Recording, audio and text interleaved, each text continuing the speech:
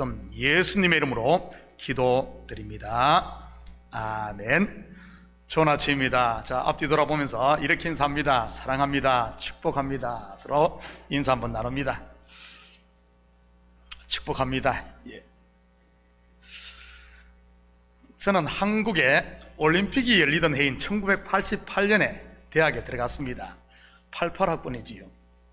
그때 캠퍼스에서 가장 많이 불려졌던 가스펠송이 가서 제자 삼으라입니다. 갈릴리 마을 그 숲속에서 주님 11제자 다시 만나시사 마지막 그들에게 말씀하시기를 너희들은 가라 저 세상으로 가서 제자 삼으라. 세상 모든 사람들을, 세상 모든 영혼이 내게 달렸나니 가서 제자 삼으라. 나의 길을 가르치라. 내가 너희와 항상 함께 하리라. 이 찬양을 부르면 가슴이 뜨거워지곤 했지요. 그리고는 두 주먹 불끈 쥐고 맞아, 세상을 구원해야 해. 죄악으로 물들어가는 세상에 그리스도의 푸른 계절이 오게 해야 해 하면서 말이지요. 그러면서 선교의 붐이 한국의 캠퍼스에 불처럼 일어났습니다. 해외로, 그리고 오지나 섬마을로 말이지요. 그때 세상을 걱정하며 기도도 참 많이 했던 것 같습니다. 그렇게 세상을 걱정하며 성장했던 교회가 지금은 세상 사람들로부터 걱정거리가 되고 있습니다. 세상 사람들이 가장 걱정하는 두 곳을 뽑으라면 어디일 것 같습니까? 첫째는 국회요, 둘째는 교회일 것입니다. 국회야 원래 그런 곳이라 치더라도 교회가 그렇다면 문제가 심각한 것 아니겠습니까? 저러다가 하나님한테 심판받는 것 아니야? 세상 사람들이 하는 말이에요. 이게 웬일입니까? 요즘 자식을 둔 성도들의 걱정거리 중 하나가 자녀들의 신앙 문제일 것입니다. 이것은 한국뿐 아니라 이민사회도 마찬가지지. 왜냐하면 초등학교까지는 부모가 교회를 다니면 자녀들도 100% 교회를 출석합니다. 그리고 중고등학생이 되면 그 확률이 70%, 60% 정도로 떨어지지요. 이제 좀 머리가 컸다고나 할까요? 아니면은 세상의 맛을 봤다고 할 수도 있고요. 그러다가 대학에 들어가는 순간 그 확률은 20% 미만으로 폭락해버립니다. 대학을 졸업하고 부모를 떠나 직장 생활을 하면은요, 그것은 여러분 상상에 맡기겠습니다. 그러니 자식을 둔 부모 입장에서 걱정거리가 아닐 수 없지요. 그래서 각 교회들마다 차세대 교육이다, 아니면은 차세대를 세우는 교회다 하며 구호를 내겁니다. 그런데 막상 자녀들의 걱정은 무엇인 줄 아십니까? 우리 엄마, 우리 아빠 저러다가 지옥 가면 어쩌지 한다는 것 아세요? 왜냐하면 자식들은 엄마 아빠를 그 누구보다 더 잘 알거든요.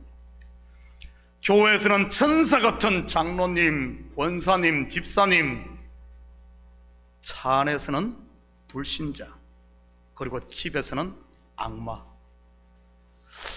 예배 시간에는 아멘 할렐루야 하다가 돌아가는 차 안에서는 교회와 성도들을 욕하고, 집의 식탁에서는 밥 대신 목살을 씹으니 말이지. 여러분, 이러한 이야기가 먼 나라 이야기처럼 들립니까? 먼 나라 이야기로 들려야 하는데 혹시 우리 가정 이야기는 아닙니까? 여러분, 정말 여기서 자유로운가요? 저는 이런 원인이 말씀을 잘못 알고 있기 때문이 아닌가 생각을 합니다. 하나님의 말씀은 분명 나 들으라고 하는데 나는 하나님의 말씀을 너 들으라고 받고 있는 건 말이지요. 언제나 나는 예외라고 생각하는 태도 말입니다. 착각은 자유이지만 여러분 바로 아시기 바랍니다. 하나님의 걱정은 세상이 아니고 바로 나라는 사실 말이지요. 자기 백성, 자기 자녀. 하나님은 세상을 구원하기 이전에 나를 구원하길 원한다는 사실 말입니다.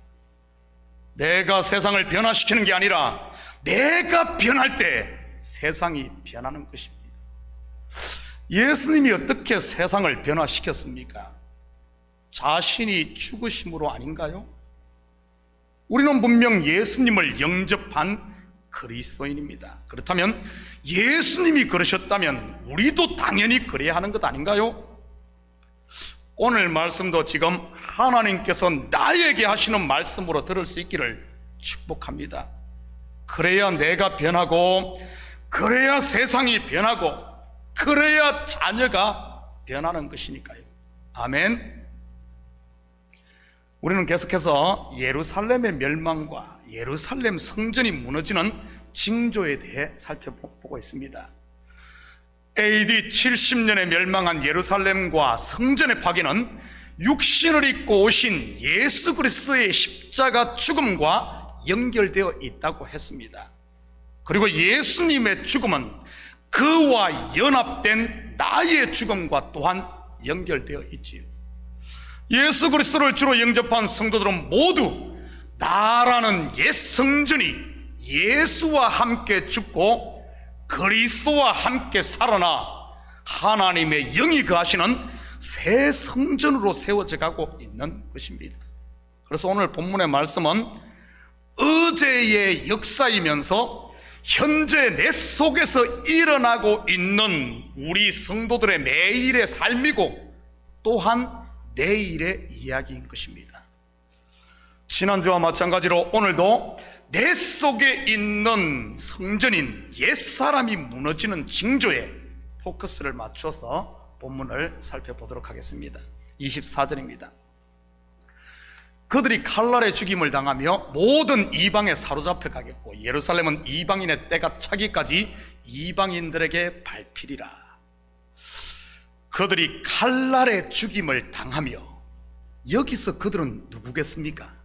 1차적으로는 예수를 십자가에 못 박은 예루살렘 주민들 곧 유대인들이겠지요. 그런데 실상은 바로 다름 아닌 나라는 육신의 생각, 옛사람인 것입니다.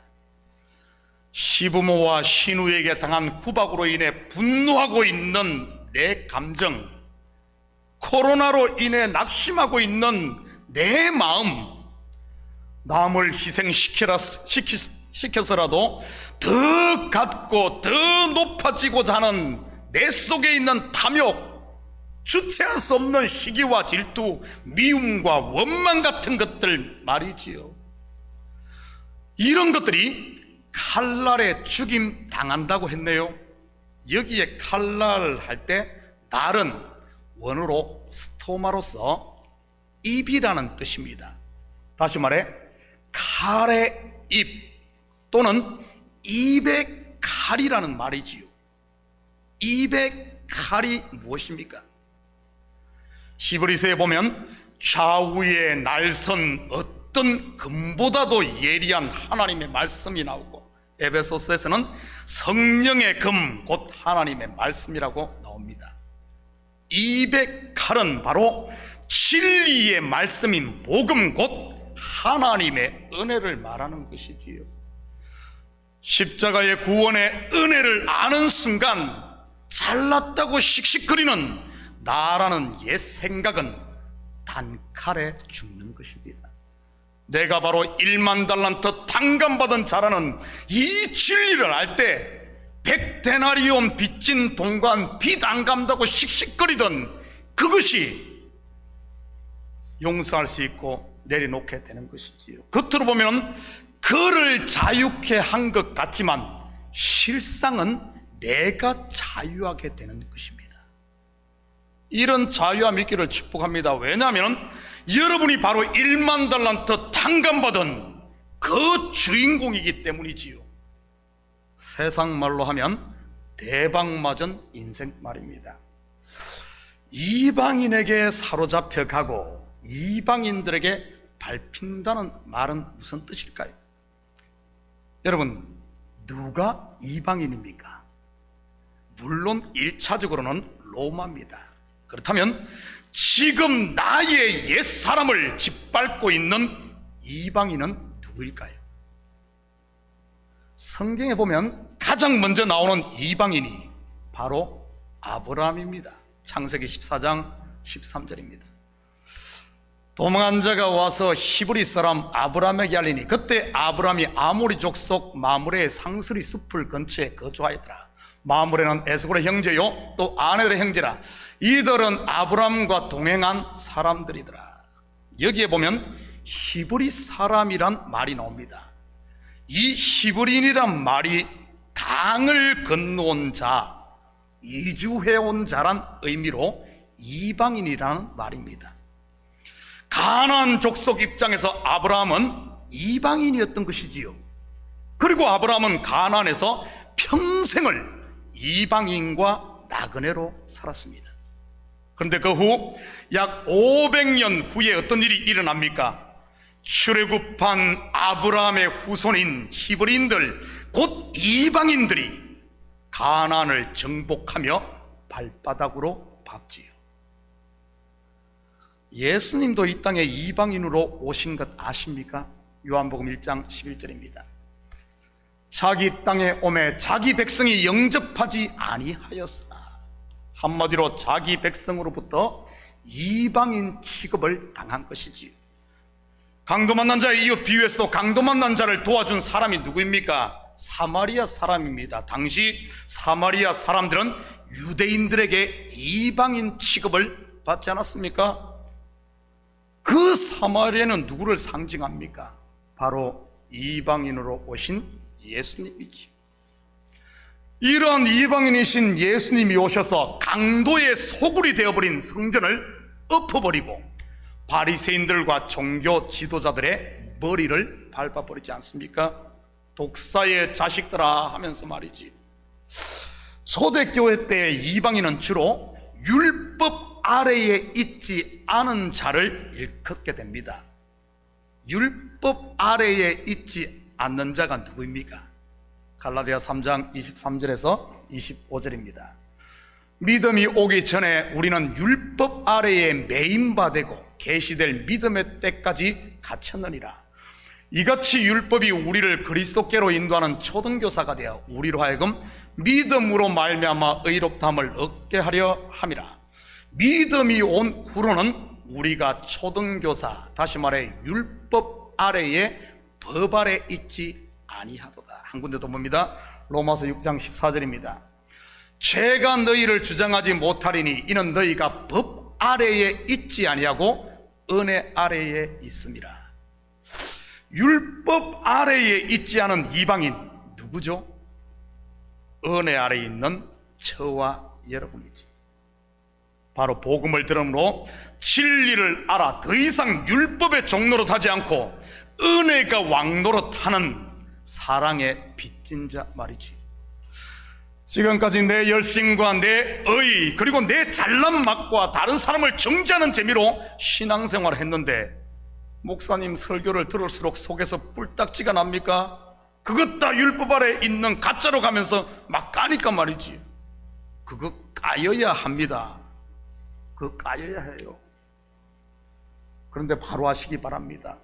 문 목사가 까는 게 아니라 진리의 말씀이 예리한 칼날이 되어 메스가 되어 내 속에 있는 이 옛것들을 수술하고 있는 것이라는 사실을 말이지. 그게 바로 오늘 본문이 말하는 칼날에 죽임당한다는 것이요, 이방인에게 짓밟힌다는 의미입니다. 나라는 옛사람이 하늘로부터 는 성령에 의해, 예수에 의해 그 짓밟히는, 그걸 말하지.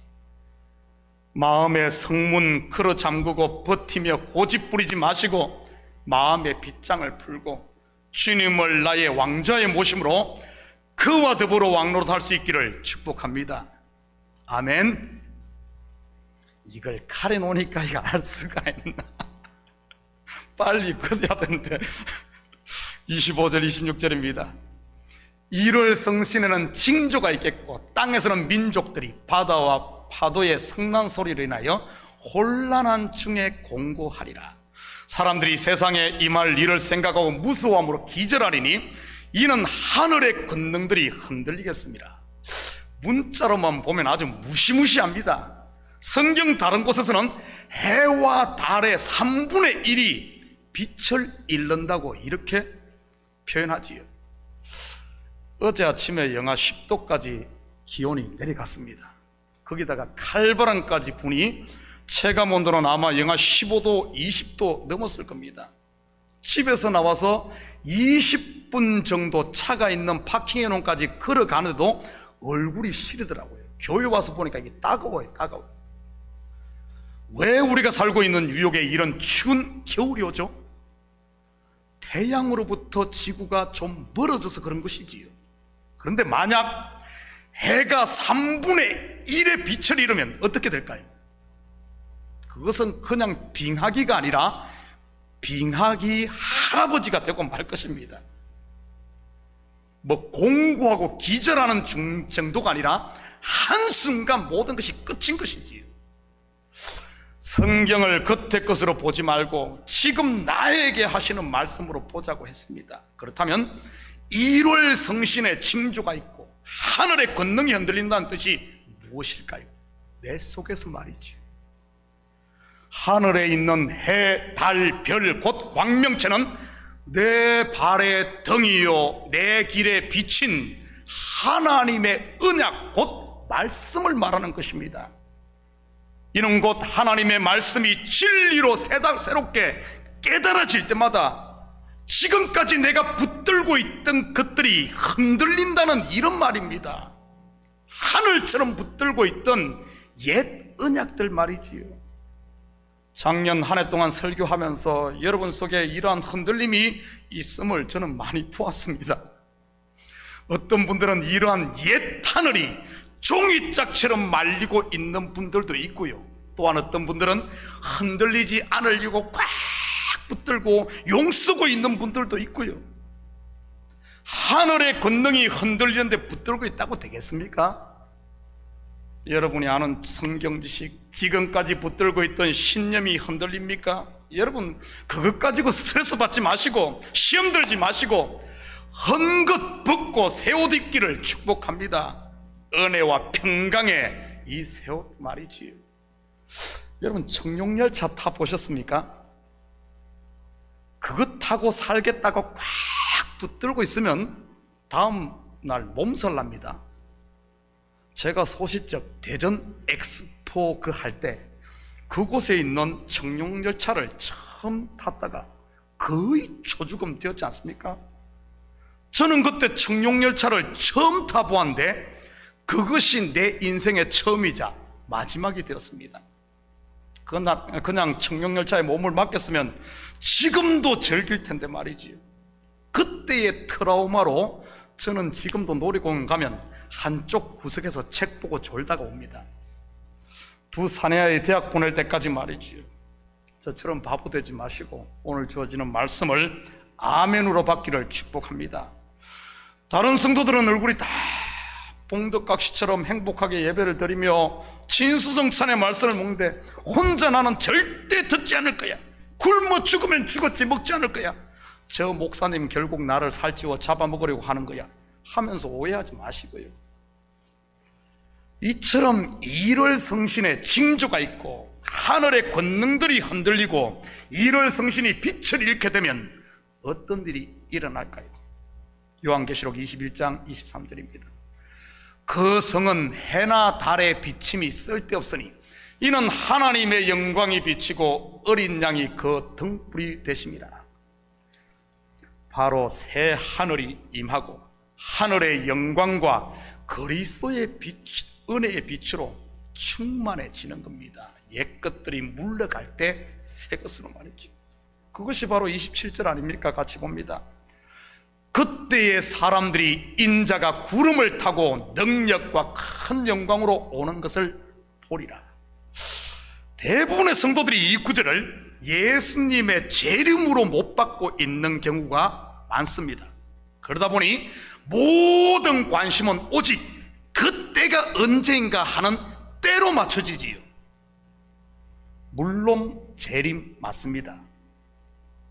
그렇지만 이 말씀이 우리가 생각하는 세상 끝날에 있을 그 단회성 재림을 말하는가는 좀 진지하게 성경을 우리가 봐야 됩니다. 덮어놓고 남들이 재림이라고 하니 재림이다 하지 마시고요, 지금까지 공부해서 알다시피 앞뒤 문맥이 무엇에 대한 이야기인가를 잘 봐야 됩니다. 지금까지 무슨 이야기하고 있습니까? 바로 예루살렘의 멸망과 성전의 무너짐입니다. 그렇다면 역사적으로는 예루살렘 성과 성전이 AD 70년에 무너졌고, 또한 성전의 실체이신 예수님 또한 십자가에서 돌아가셨지요. 그리고 나서 역사적으로 일어난 사건이 무엇입니까? 이 성전이 다 무너지면 지금 오늘 본문 말씀이 있는 것 아닙니까? 두 가지 큰 사건이 일어납니다. 첫째는 죽었던 예수님이 다시 살아나는 부활이고, 그리고 두 번째는 오순절 성령 강림입니다. 그리고 현재적으로 나에게 일어난 일은요, 내가 예수를 믿음으로 그와 함께 나의 옛사람이 죽은 직후 말이지요, 그리스도와 함께 다시 살고 또한 성령을 선물로 받지 않았나요? 그리고는요, 날마다 죽고 날마다 다시 사는 것이지. 다시 27절을 보면 인자가 구름을 타고 그랬는데, 원어에 가깝게 다시 해석하면 구름과 함께라는 뜻입니다. 성경에서 구름은 하나님의 현현을 나타내는 이 상징으로 그분의 영광을 말하는 것입니다. 바로 영광 가운데라는 뜻으로 뒤에 나오는 능력과 큰 영광으로라는 말이지요. 이 땅에 육신을 입고 오신 예수님의 모습은 어땠습니까? 베들레헴 마구간 구유 위에 누우셨지. 초라하고 보잘것없는 짐승의 먹이로 말입니다. 그리고 그분의 공생애는 어땠습니까? 이사야 53장 2절입니다. 그는 주 앞에서 자라나기를 연한 순 같고 마른 땅에서 나온 뿌리 같아서 고운 모양도 없고 풍채도 없은적 우리가 보기에 흠모할 만한 아름다운 것이 없도다. 한마디로 세상의 눈으로 보면 별 볼 일 없었다는 말입니다. 그리고 그분의 마지막은 어땠습니까? 자기를 따르던 모든 제자들을 실망시키고 힘없이 십자가에 못 박혀 죽었지요. 그런 분이 그의 육체의 무너짐 후에는 어떤 일이 벌어졌습니까? 에베소서 1장 20절 21절입니다. 그의 능력이 그리스도 안에서 역사하사 죽은 자들 가운데서 다시 살리시고 하늘에서 자기의 오른편에 앉히사 모든 통치와 권세와 능력과 주권과 이 세상뿐 아니라 오는 세상에 일컫는 모든 이름 위에 뛰어나게 하시고 바로 큰 능력과 영광 가운데 다시 살아나신 것이지요. 그리고 오순절 성령 강림 때도 마찬가지 아닙니까?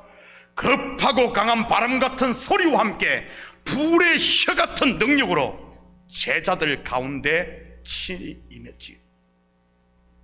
그리고는 모인 제자들 모두가 성령의 충만함을 받고 하나님의 임재 가운데 들어가게 됩니다. 하나님의 임재, 하나님의 구름, 영광 가운데, 그래서 성도는 영광스러운 존재인 것이죠. 예수 그리스도를 영접한 여러분에게도 주님이 성령으로 임한 줄 믿습니다. 그런데 27절의 문장 구조를 보면 중간태 현재형으로 지금 오고 계신다와 오실이라는 의미를 동시에 가지고 있습니다. 마라나타와 마찬가지로 말이지요. 우리가 요한계시록을 공부할 때 마라나타가 무슨 뜻이라고 했습니까? 마라나타 하면 주님이시다, 주님이시다, 이런 뜻입니다. 그리고 마란아타 하면 주 예수여 어서 오시옵소서, 이 두 가지 의미가 같이 있습니다. 주님이다, 주님 오시옵소서, 이런 말이죠. 마치 오늘 본문도 그런 그와 같습니다. 히브리서 13장 8절입니다. 예수 그리스도는 어제나 오늘이나 영원토록 동일하시니라. 그분은 내 속에 능력의 성령으로 오셨고 오늘 말씀을 통해 진리로 오시고 또한 영광 가운데 내일도 오시는 것입니다. 예수님의 오심 곧 재림 또는 강림으로 번역한 헬라가 원어가 파루시아입니다. 그런데 많은 분들이 이 파루시아를 세상 끝날의 어느 한 포인트로 한정을 하는 경우가 많습니다. 원래 이 파루시아는 임재, 현존, 강림, 이것을 동사로는 이르다, 참석하다, 도래하다, 이런 뜻을 가지고 있는 단어입니다. 다시 말해 하나님의 파루시아는 하나님께서 역사에 개입하시는 것으로 끝이 아닌 새로운 시작을 알리는 데 쓰는 단어입니다. 하나님께서 내 가운데 임재하실 때 그것은 옛 사람의 끝이면서 동시에 그리스도로 거듭난 새 사람의 탄생 곧 새로운 시작인 것이죠. 그래서 NIV 영어 성경에서는 예루살렘의 멸망과 성전이 무너질 때의 아픔을 birth pain 곧 해산의 고통으로 번역을 하고 있습니다. 아이를 낳는 것은 어머니와의 단절 곧 죽음을, 그리고 다른 한편에서는 새로운 출발을 말하는 것이지요. 그렇다면 예루살렘의 멸망과 성전의 무너짐은 무엇의 탄생을 예고하고 있는 것일까요? 마가복음 13장 27절입니다. 그때에 그가 천사들을 보내어 자기가 택하신 자들을 땅 끝으로부터 하늘 끝까지 사방에서 모으리라. 성경에서 땅 끝 그리고 사방은 이방을 일컫는 말입니다. 바로 생명 얻는 복음이 이방으로 전해져 교회가 탄생하는 것을 말하는 것이지요. 여기에 있는 저와 여러분이 바로 교회 아닙니까? 그것이 바로 택하신 자기 백성을 찾는 일입니다. 그리고 지금은 저와 여러분이 또한 새 시대의 일꾼 곧 천사로 부름받은 하나님의 메신저들인 것이고요. 마지막으로 한 절만 더 보고 마칩니다. 본문 28절입니다. 이런 일이 되기를 시작하거든 일어나 머리를 들라 너희 속량이 가까웠느니라 하시더라. 오순절 성령 강림으로 베드로의 설교를 들은 수많은 사람들이 심령 가운데 이 일이 일어났습니다. 그들이 지금까지 딛고 섰던 율법의 땅이 진동하고 그들을 덮고 있던 율법의 옛 하늘의 권능들이 흔들렸지요. 바로 처음 하늘과 처음 땅 곧 율법으로 말미암았던 그들의 말입니다. 마음의 찔림을 받은, 칼날로 찔림을 받은 그들은 형제들아 우리가 어찌할꼬 이렇게 외치죠. 그때 베드로는 회개하여 각각 예수 그리스도의 이름으로 세례를 받고 죄사함을 받으라. 그리하면 성령을 선물로 받으리라. 이렇게 말합니다. 바로 오늘 본문에 일어나 머리를 들라. 나는 죄인입니다. 예수님 앞에 고백했던, 무릎을 꿇었던 그에게 예수님이 일어나 머리를 들라. 간음 중에 잡혀 죽음을 눈앞에 있던 그 여인에게 일어나 머리를 들라. 옛것은 지나갔으니 이제 새로운 하나님이 너의 멍에를 벗고 일어나 머리를 들라. 내가 준비한 이 잔치자리에 이제는 일어나 와서 함께 먹자. 하나님 나라를 누리라는 것이지. 사랑하는 성도 여러분, 아직도 예수님이 산 넘고 바다 건너 예루살렘 감람산으로만 오시기를 기다리고 계시나요? 폭풍이 치고 지진이 나고 화산이 폭발하고, 어제 보니까 화산 폭발했습니다. 어디죠? 태평양 쪽에. 전쟁의 소문과, 지금 저쪽 우크라이나 전쟁 난다고 또 난리가 아니죠? 코로나 오미크론의 전염병이 창고를 보며 저 하늘 구름만 쳐다보며 주님이 오시기만을 기다리고 계시는 분은 없습니까? 분명 예수님은 다시 오십니다. 예루살렘 감람산으로도, 저 북녘 땅 평양에도, 지금 우리가 예배하는 이곳으로도, 그리고 자기 백성 한 심령 위에 말씀으로 매일매일 매 순간순간 찾아오시지. 지금 여러분의 마음에 녹하시는 주님의 노크 소리가 들리지 않습니까? 마라나타, 주님이 오십니다. 주님이시다. 아멘. 주 예수여 어서 오시옵소서. 우리 모두가 주님을 매 순간 매일 나의 왕으로 모심으로 더 이상 세상 사람들과 자녀들의 걱정거리가 아닌 내가 변함으로, 주님을 내 마음에 모시고 내가 변함으로 세상을 변화시키고 자녀들에게 하나님의 살아계심과 우리를 향한 그분의 사랑을 보여줄 수 있기를 축복합니다. 하나님은 저와 여러분에게 세상 변화시키라고 하지 않습니다. 왜냐하면 내가 변하는 게 세상이 변하는 것이니까. 세상 변화시키라는 것이 아니라 너 변해, 너 무릎 꿇어, 너 마음을 열어, 아멘 해. 하나님의 관심은 자기 백성, 자기 자녀에게 있다는 사실이지.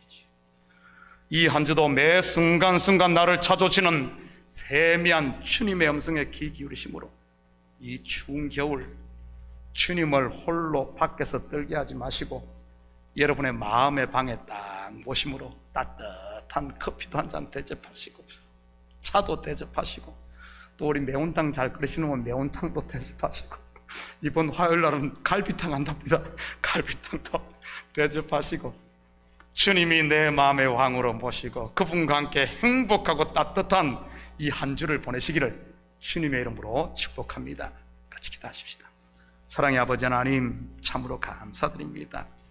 오늘도 우리 가운데 오시는 주님, 아멘. 주 예수여 어서 오시옵소서. 아버지 날 매 순간순간 오시는 주님은 보지 못하고 엉뚱한 데 가서 기다리고 있지 않은지 우리 자신을 보게 하시고, 매 순간 나는 죽고 예수로 삶으로 내 눈에 비늘이 벗겨지고 아버지 날 내 마음의 문이 활짝 열려져 정말 나를 통하여 그리스도의 빛이, 그리스도의 사랑이, 생명이 흘러가는 이런 이 시대 작은 예수로 사는 저희들 되게 도와주시옵소서. 감사드리며 예수님의 이름으로 기도드립니다. 아멘. 우리 다 같이 자리에서 일어납니다. 찬송